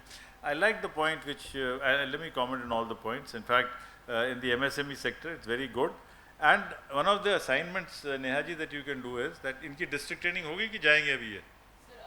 अब जाएंगे. तो मसूरी एकेडमी में हर ज़िले में जो जियोग्राफिकल इंडिकेटर है उसकी गहन अध्ययन उस पर प्रोबेशनर्स करते हैं. तो आप ये भी जिस ज़िले में आप जाएंगे उस ज़िले में आप जाइए and that will be a very good resource for Madhya Pradesh, that will feed into policy. तो जिस जिस ज़िले में जाएंगे उसमें आप जाइए, देखिए कि यहाँ पे ज्योग्राफिकल इंडिकेटर किस किस कमोडिटी का है, और उससे भी ज़्यादा महत्वपूर्ण है कि किस किस का और हो सकता है। For that if you want we can do a little module on GI. आप मॉड्यूल कराइए एक जीआई पे, so that they should understand कि जीआई कैसे बनता है, जीआई का कॉन्सेप्ट क्या है। और जीआई का कॉन्सेप्ट बड़ा मज़ेदार है। देखिए अभी जैसे जीआई के कॉन्सेप्ट के माध्यम से ही एक मैंगो है, there is an article of mine, you know, we fought over mangoes and we won. एक जगह है हमारे यहाँ मेरठ के पास में, उसका नाम है रतौल। रतौल का जो मैंगो है, it is considered to be one of the best mangoes. अब पाकिस्तान ने भी उस मैंगो को प्रमोट करना शुरू किया, तो हमने कहा कि आप नहीं कर सकते क्योंकि रतौल तो इंडिया में है, तो फिर उन्होंने उसका नाम अनवरी रतौल रखा। So, you know, there are ways out and there are many things. So now whether it is Darjeeling tea or Kolhapuri chappal, the various things, so I think that is a practical thing which you can, Nehaji, you can tell them to, when you go to the field, try it out, and it will be very fascinating. Fascinating to see how we can link, and that is how, you know, that is how you make a Viksit Bharat. देखिए जो चीज़ हमने research study की थी, you see, जब आप, and you have to understand the way market operates. It's called the foot that lags behind. देखिए जब आप मार्केट में जाते हैं जूते खरीदने के लिए, लेदर शूज़ खरीदने के लिए, तो those shoes are available from now 50,000 rupees to 100 rupees. आपको 100 रुपये से लेके 50,000 रुपये तक का जूता जो है मार्केट में मिलता है। और जब आप मार्केट में जाते हैं तो एक परफेक्ट कंपटीशन लगता है, बिकॉज बाटा भी है, यू नो, स्केचर्स भी हैं, और 10 कंपनियां हैं जो जूते बेच रही हैं। उससे एक स्टेप पीछे जाएं तो ये जूते ना तो बाटा बना रहा, ना स्केचर्स बना रहा, ना हील्स वाले बना रहे हैं। ये जूते कौन बना रहा है? ये जूते सब के सब आगरा में या कानपुर में या और कहीं जगह पे एमएसएमई वाले बना रहे हैं। और वही जूता जो उस पर किसी पे बाटा, किसी पे बीएससी, किसी पे कोरोना, किसी पे कुछ और का ठप्पा लग रहा। ना बाटा and those who are selling in the Mall of India, or they are operating in a perfect market in the sense कि there are number of players, number of consumers, everything, but उसके नीचे जो market है वो कमज़ोर है, because वहाँ पे उनको ब्रांडिंग और इन सब। लेकिन जो सबसे डिफिकल्ट काम है लेदर का, वो कौन कर रहा है? Let's go back, the person who provides the leather, उसकी पोजीशन क्या है? So when you look at a shoe, now that is the difference between a management school graduate and an administrator. He will only look, he or she will only look at the rate of return, at EBITDA margins, at this and that and that. But you have to look into the value chain, complete value chain. The person who is flaying the skin of the dead animal, he is the poorest person in the chain. He is the weakest person in the chain. It is caste driven, it is class driven, and it is mired in exploitation. Your job as civil servants is to ensure a good market for that person, because Bata will take care for itself, Skechers will take care for itself, but that last mile person cannot take care of himself or herself. So that is your job, the foot that lags. So whenever you see anything, you go back into the value chain, go deeper, deeper, deeper, and find out कि वो कहाँ हो रहा है, क्यों हो रहा है, कैसे हो रहा है. And then let us start linking up things. अब जैसे बड़ा अच्छा पॉइंट था कि सॉइल हेल्थ कार्ड जो है अगर बनाना है, soil health card one option is कि आप स्कूल को दे दें, वो कर दें, बट समटाइम्स आई फील कि हमने स्कूल टीचर को इतने ज़्यादा और काम कर दिए हैं कि maybe he can do it, maybe he can not do it, but there is nothing which prevents us from having labs in the MSME sector in the district, so that एक district का जो काम है, जो वहाँ के soil sampling हुई, बाकी और जितनी लैब टेस्टिंग इक्विपमेंट है, all of that can be created there, all of that can be made there. In fact, that is there in my presentation also. That's a very important point that you've done. तो ये जो आपने soil health, seeds, MNREGA, linking these things, cold chains, they are very important factors. और ये जो cold chain वाला point जो आपने दिया है, that is very significant, because what happens in a cold chain is that you are extending the life of the product. देखिए, और मैं आपको अपने एक्सपीरियंस से बताता हूँ कि क्या चेंजेस आ रही हैं. पहले करीब आज से 20-25 साल पहले तक all profits in agriculture were to be made on buying and selling, buying and selling, buying and selling. 10 में खरीदा 20 में बेचा, 10 में खरीदा 20 में बेचा. That is the market. Now what happens is that thanks to policy interventions, जो सेब जो आज श्रीनगर में है, यहाँ जो उत्तराखंड में या हिमाचल में 3 एप्पल प्रोड्यूसिंग स्टेट्स हैं, व्हेन एप्पल इज़ प्रोड्यूस्ड उसकी दाम फील्ड पे 30, 35, 40 रुपये, लेकिन जब कोल्ड स्टोरेज आ जाते हैं तो एप्पल जो आगे सिर्फ अगस्त से लेके सितंबर, अक्टूबर, नवंबर, दिसंबर तक मिलता था, now today that apple's availability is throughout the year. That apple's availability is throughout the year because of cold storages. Now because of that, the money does not have to be made from buying and selling of apple. Money is made because you can create a cold storage for apples. And that is the difference between the first generation businessman and the second generation entrepreneur, and that is also the difference between a trader and an entrepreneur. Please try to understand the difference between a trader and an entrepreneur. A trader buys and sells. An entrepreneur also buys and sells, but in the buying and selling of an enterprise, there is a large element of value addition which makes all the difference. Point had come up about private sector and agriculture. The fact is that there is no binary. हमने एक जो problem हमारी हो गई है और जो problem को हमें resolve, it is not Hindi versus English. Let us understand very clearly कि हिंदी अंग्रेजी की दुश्मन नहीं है, ना ही हिंदी उर्दू की दुश्मन है, ना ही उर्दू फारसी की दुश्मन है. The moment you look at things as binaries कि ये government है और ये private sector, but ultimately we are looking at the holistic development. Now some things are best done in the private sector. अब जैसे धान की खेती और गेहूं की खेती तो आपने कर ली गवर्नमेंट के सपोर्ट से, लेकिन स्ट्रॉबेरीज कैसे उगेंगी? Strawberries cannot be grown by the government. You know, apples can't be grown with the government, flowers can't be grown with the government, but there's a limit to how much the government will intervene. And then also realize that the markets of agriculture have changed so completely, both in production. आज की date में less than 50% income of rural people comes from agriculture. Less than 50%. Less than 50%. And within agriculture, it is not core agriculture, but it is dairying, animal husbandry, high value agriculture which gives more income. There is more income to be made in potatoes and in onions. That is why we call it the top category now, tomatoes, onions and potatoes. Because tomatoes, onions and potatoes give more value to the farmer than wheat and rice. So what will happen is in the years to come, both the private sector and the government sector have to work together. This whole notion jo hamare, and I am very glad to see all of you, we were trained to think that the private sector is all bad.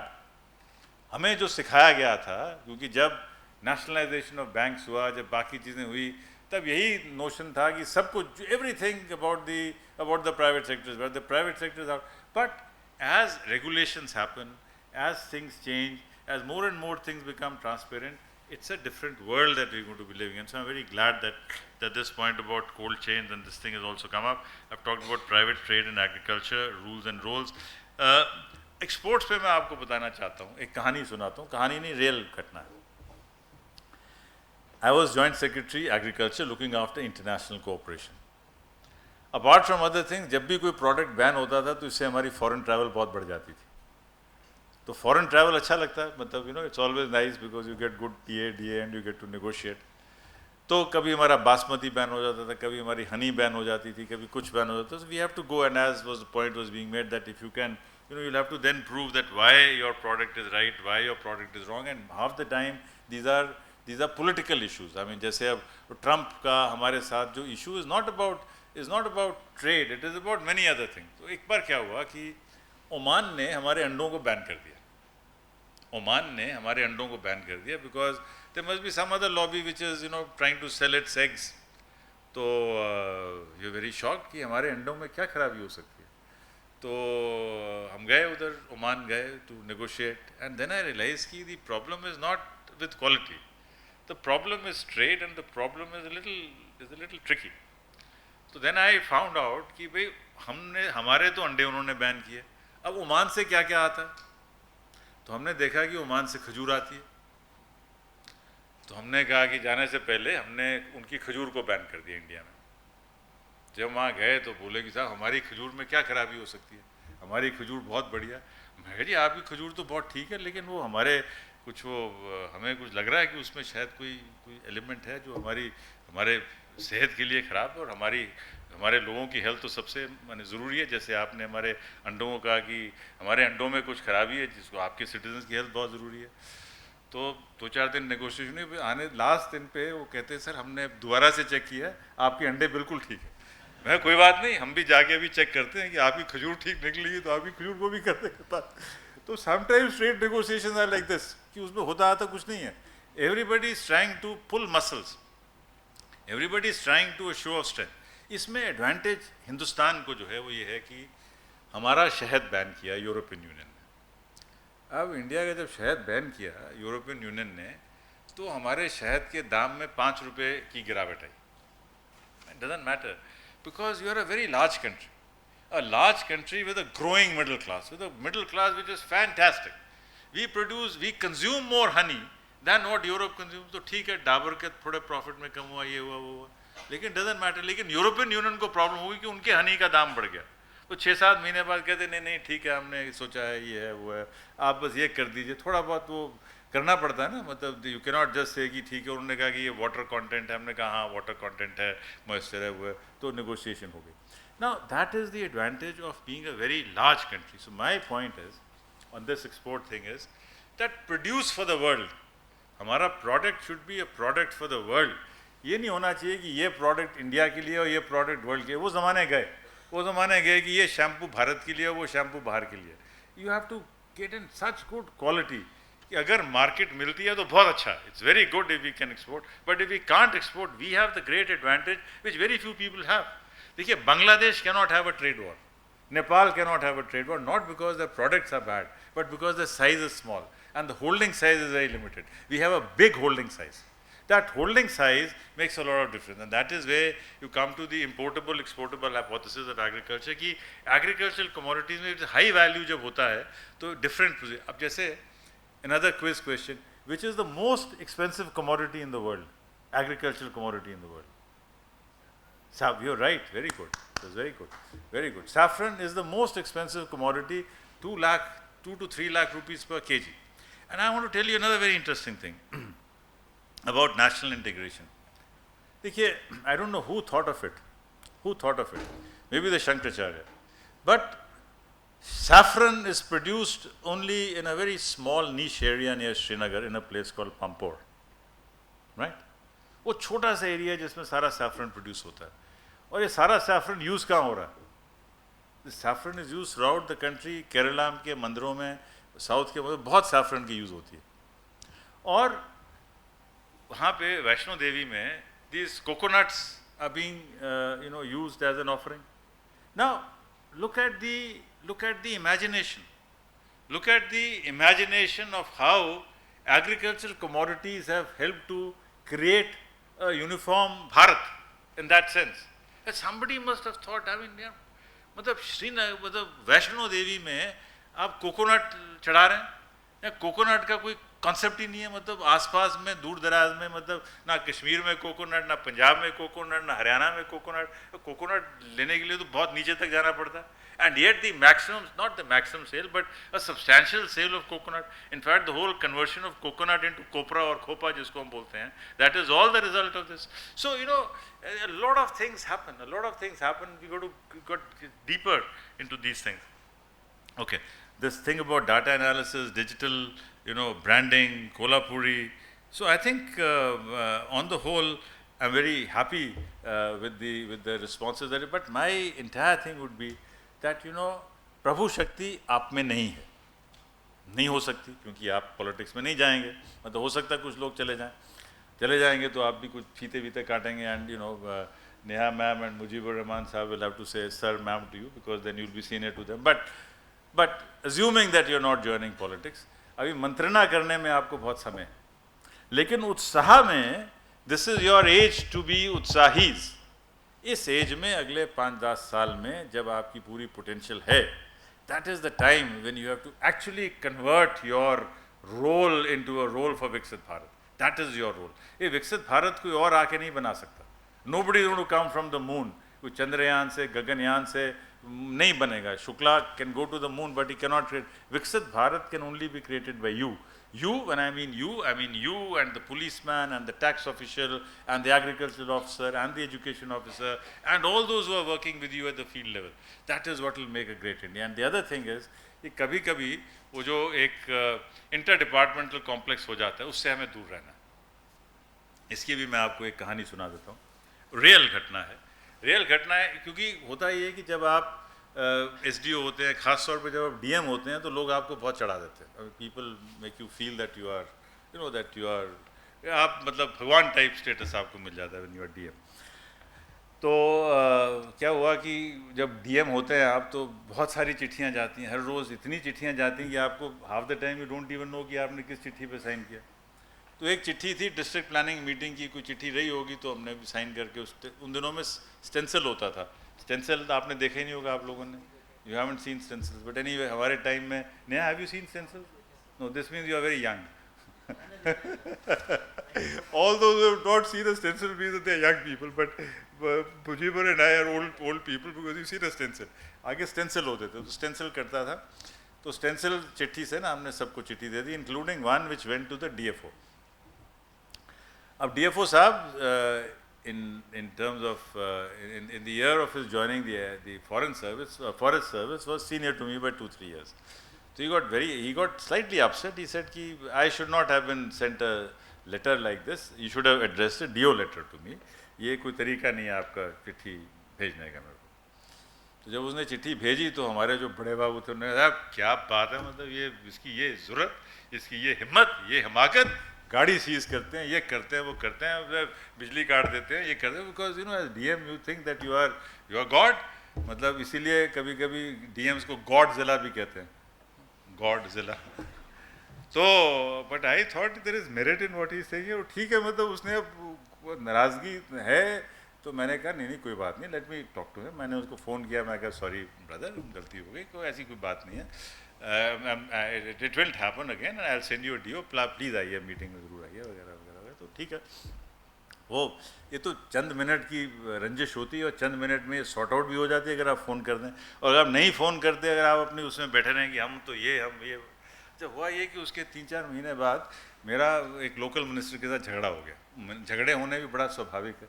आप DM क्या हुए अगर आपके झगड़े ना हुए, मतलब अगर झगड़ा ही ना हुआ, अगर 2 साल में एक भी झगड़ा नहीं हुआ, this means you are very incompetent, very useless. फिर आप में उत्साह क्या है, थोड़ा तो होना चाहिए ना, थोड़ी बहुत कुचड़पट होनी चाहिए. तो क्या हुआ कि एक मुर्शिदाबाद में ही there used to be Murshidabad was the first capital of India. Lord Clive की जंग वंग वहाँ हुई थी. तो हमारे यहाँ एक वो वासफ मंजिल थी जिसकी मेंटेनेंस जो थी वो जुडिशियल अफेयर्स डिपार्टमेंट, उसमें बहुत सारे पेड़ थे, साल पेड़ थे. तो minister wanted to cut those trees and I was opposed to cutting these trees. तो बाद में जब कमेटी बनी तो उसमें ये हुआ कि उस पेड़ की उम्र तय की जाएगी, that what is the age of that tree, and who had that responsibility, that was that DFO. और डीएफओ कहता बताओ बॉस कितने साल पुरानी करनी है इसको, 100 साल कर दें, 120 कर दें, बताओ कि जो करना कर दो. नो, इमेजिन अ सिचुएशन, अगर उसको मेरे से खुंदक रही होती, अगर उस समय डीएफओ को मेरे साथ खुंदक रही होती तो he would have, I mean the report may have been whatever, but at least the freedom, flexibility, जैसे वो आया, चाय पी, गपशप मारी, हमें जो कर दो यार, क्या जो करना करो. उसने बताया कि ये पेड़ 120, अब कौन चेक करेगा डीएफओ की बात. So you know what point that I am trying to tell you is that try to not have a fight on stupid things. If you have to have a fight, must choose your own fight. My last message to you would be that झगड़े होंगे, differences होंगे, लेकिन differences और झगड़ों को मुद्दा choose करो. Decide what is it that you want to fight for, what is it that you will fight.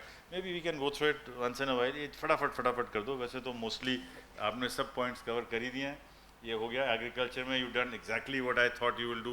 Land management, credit, insurance, markets, logistics, support services. So you done everything. So 10 on 10 to the agriculture team. You have done absolutely wonderful. So best of luck. MSME में भी सारे point cover हो गए. Ease of doing business, land use, industrial estates, credit, skill development, market, GI, women in workforce, law and order. Well, again, very good. Thank you, Aditi. Good job done. Investments in people and economy, innovation, इसमें थोड़ा सा हमारा है, but I thought we to look at investments in a much larger sense. Investment is not just in terms of money, investments is in much larger thing, but that's fine. Ease of doing credit, startup funds, Atal Tinkering Labs, कुछ आ गई हैं, कुछ और आएंगे. And finally, you see, the point which I wanted to tell you here was that reforms जो financial sector में आएंगे, वो भी civil service के काम है. So चाहे वो RBI हो, चाहे NABARD हो, चाहे SEBI हो, but overall it will go up. So Trump tariffs. Next. Now, from now to 2047, this is a slide which I want to look very carefully. India will no longer be agrarian. We will not be an agrarian economy, right? Bharat गांवों में रहता है, भारत एक गरीब देश है, भारत के में वो सब जाने all these old things. India will no longer be poor. You are civil servants of the future. You are civil servants of a developed country. You are not civil servants of a developing country, and that is a major difference. और 3 चीज़ें define करेंगी अगले आने वाले 20 सालों में, मेरे ख्याल से. Migration. This means one PDS card. This means multiplicity of languages. This means, देखिए जैसे अभी अमूल के आने से देश में दूध का एक दाम हो गया है रफली. मतलब, and I remember, when I was growing up, the price of milk in Punjab was much less than the price of milk in Calcutta, because Punjab had abundant milk, Calcutta में दूध की shortage थी. But now because of Mother Dairy and because of Amul, roughly 60 रुपये litre का दूध है. कभी 62 हो सकता है, 58 हो सकता है, बहुत गांव में चले जाएंगे तो 55 में मिल जाएगा. लेकिन ऐसा नहीं होगा कि आपको किसी गांव में अब 20 रुपये लीटर दूध मिल जाए या 40 रुपये लीटर दूध मिल जाए. एक प्राइसिंग देश की बन गई. इसी तरह धान की, गेहूं की, लेबर रेट्स की. लेबर रेट में थोड़ा सा तफात है, लेकिन almost it is getting the same. And another thing that is happening is that because of this, देखिए ये जो अभी महाराष्ट्र में हुआ, हिंदी मराठी को लेकर उसको छोड़ दीजिए, लेकिन overall the country is getting integrated. Overall, because of the integration, I went to Nagaland after about 15-20 years, and the cafes in Dimapur, the cafes in Kohima, the music that's playing there, it could be anywhere. It could be anywhere. So it's a very different India that I saw about 20 years ago because of the changes that are taking place. Whether you are flying, whether you are in the train, wherever, you find everyone everywhere. So it's a very good positive thing. Urbanization. The real growth is going to be in tier 2, tier 3 cities. These are the places where you'll have a lot of things that will be happening. And अभी किसी ने बात की थी wellness पे और health पे और बाकी चीज़ों पे. Yes, this is a very important source for us. Becoming the food capital of the world, becoming the wellness capital of the world, becoming the intellectual capital of the world, these are all resources for us. And last but not the least, and I'm very happy to see a lot of young women here. You are going to be the transformative agents of change in this country. You are going to be the difference, because a nation which does not have women in leadership positions, and leadership position does not mean political leadership position. That's because political leadership to Indira Gandhi के पास कब से थी, गोल्डा mayor के पास कब से थी, सिरमोवा बंदारानायक के पास कब से थी, और रानी तो इंग्लैंड की बहुत दिनों से रानी थी. Political leadership means leadership on the here and now, leadership in the block, leadership in the police thana, leadership in the enterprise, leadership in school. So this is it, what will make us a great country. So welcome to Viksit Bharat, and you are the ones who are privileged. You have a privilege to make it Viksit. It is your responsibility, it is your opportunity, and it is your good fortune that you will be contributing to making this country great ever again. Thank you.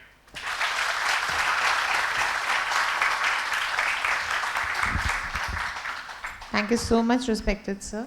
Now I would like to invite our respected director, sir, to give a brief overview of sir.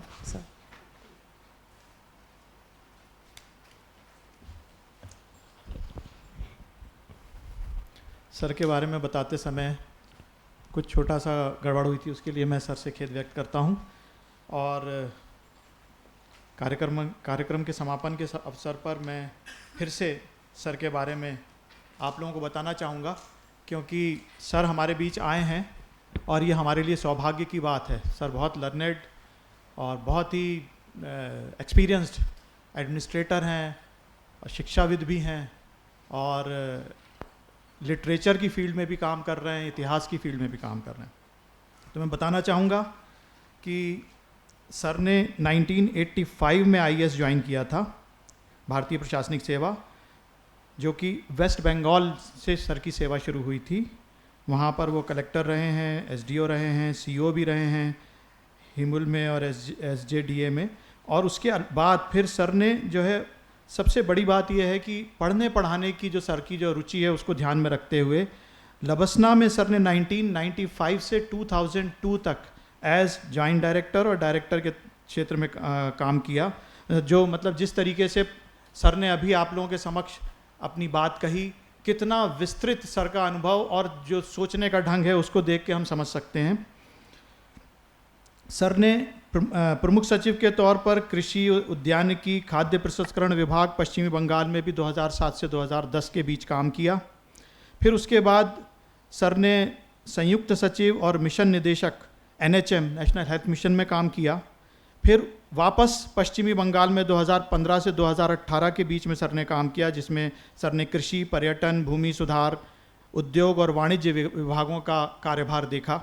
तो इससे समझ में आता है कि sir का जो प्रशासनिक क्षेत्र में जो सर का अनुभव है वो बहुत ही विस्तृत है। किसी एक राज्य में ना सीमित होकर भारत सरकार में भी है, उत्तराखंड में भी है और पश्चिमी बंगाल जो उनका मूल कैडर है उसमें भी रहा। सर अभी भी पूरी तरह से एक्टिव हैं। सर के बहुत सारे प्रकाशन हैं जिनके बारे में अभी मैं पहले भी बता रहा था आपको। तो सर ने जो किताबें लिखी हैं मैं बताना चाहूँगा, the great conciliator, Lal Bahadur Shastri and the transformation of India, ये किताब सर की पब्लिश हुई है, जो कि हिस्ट्री पर सर के जो अनुभव और सर ने जिस तरीके से उसको प्रेजेंट किया है वो बहुत ही अनुकरणीय किताब लाइब्रेरी में भी है हमारी। We the people of state of Bharat, the making and remaking of India's internal boundaries, ये भी जब इंडिया मतलब भारत बना उस समय जो रीऑर्गेनाइजेशन और बाउंड्रीज़ के संबंध में जो कार्रवाई उसको सर ने अपने पर्सपेक्टिव से उसको एक्सप्लेन किया है। बहुत ही इंसाइटफुल है, इसको भी हम अगर पढ़ेंगे लाइब्रेरी में है हमारी। इसका हिंदी ट्रांसलेशन भी हुआ है ताकि अगर कोई अंग्रेज़ी में किसी को दिक्कत है तो हिंदी में भी पढ़ सकते हैं। Paths to good governance, special issues of the administrator, key notes of the director. LBSNAA में डायरेक्टर के तौर पे सर ने जो उनके अनुभव थे उन्हें शेयर किया है इस किताब में। उसके अलावा भी सर जो हैं वो लिटरेरी फेस्टिवल जो उत्तराखंड का होता है उसमें भी सर अभी भी जुड़े हुए हैं और लगातार festival director valley of words Dehradun में जो ये इंटरनेशनल लिटरेरी फेस्टिवल होता है उससे जुड़े हुए हैं। सर DARPG के सदस्य, शैक्षणिक परिषद, national centre for good governance में भी अभी एक्टिव हैं। सर एज मेंबर शैक्षणिक परिषद, राष्ट्रीय आपदा प्रबंधन संस्थान, गृह मंत्रालय में भी सर अभी एक्टिवली जुड़े हुए हैं। अध्यक्ष NTPC पब्लिक पॉलिसी ग्रुप, ये दून यूनिवर्सिटी का जो ग्रुप है उसमें भी सर अभी एक्टिवली जुड़े हुए हैं। तो जी सर एक और सर बस थोड़ा सा, सर अभी भी जो है पॉडकास्ट और जो YouTube चैनल्स हैं उनमें भी एक्टिव हैं। तो आप सभी लोगों से मेरा अनुरोध है कि कृपया जो सर के लल्लन टॉप में एक सर का वीडियो है उसे देखिएगा, बहुत ही इंसाइटफुल है जो सर ने अपने एक्सपीरियंसेस शेयर किए हैं। वैली ऑफ वर्ड्स से का भी आफ्टरनून विद एन ऑथर करके हर महीने एक उनका जो है पॉडकास्ट होता है, उसे आप देख सकते हैं। Figuring out syllabus of life, ये भी आकाशवाणी उत्तराखंड का एक वो है जो प्रसारण है, उसे भी आप लोग देखिए। सर मतलब इस तरीके से मैं ये कह सकता हूँ कि सर अभी बहुत एक्टिव हैं, प्लस जो उनका अनुभव है जो उसको शेयर करने की सर के अंदर एक लगन है, उसको हम सबको एक्सेप्ट कर उसको उसका फ़ायदा उठाना, उसको उसका लाभ उठाना हमें चाहिए। तो मैं सर का एक बार फिर अकादमी में स्वागत करता हूँ और धन्यवाद देता हूँ कि सर ने अपना महत्वपूर्ण समय हमें दिया और हमें बहुत बड़ा पर्सपेक्टिव जो कि 2047 में विकसित भारत की बात कही उस पर उन्होंने हमें अपने विचारों से अवगत कराया, मार्गदर्शन दिया। अब मैं अपनी बात समाप्त करता हूँ। धन्यवाद। Thank you, sir. Now I would like to invite Rupesh, our officer trainee, to deliver vote of thanks.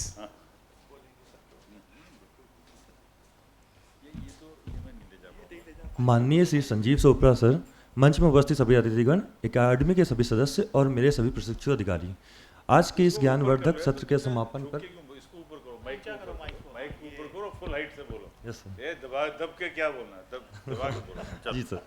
हाँ। आज के इस ज्ञानवर्धक सत्र के समापन पर मैं हम सभी की ओर से हमारे मुख्य अतिथि श्री संजीव चोपड़ा सर का हार्दिक आभार व्यक्त करता हूं। सर ने विकसित भारत के निर्माण में सिविल सेवकों की भूमिका जैसे गंभीर विषय को जिस गहराई और सहजता से हमारे समक्ष रखा, वह वास्तव में हम सभी के लिए अत्यंत प्रेरणास्पद है। सर ने हमें ट्रायड ऑफ गवर्नेंस की महत्ता के बारे में बताया। सर, आपकी बातें हमें ये सोचने पर विवश करती है कि सिविल सेवक केवल नीतियों के क्रियान्वयनकर्ता नहीं, बल्कि विकसित भारत की नींव को गढ़ने वाले सृजनकर्ता भी हैं। आपने हमें अपने दायित्व को नई दृष्टि से देखने की प्रेरणा दी है। अंत में एक बार पुनः श्री संजीव चोपड़ा सर का उनके समय, मार्गदर्शन और प्रेरक वक्तव्य के लिए हार्दिक धन्यवाद। आदरणीय सर।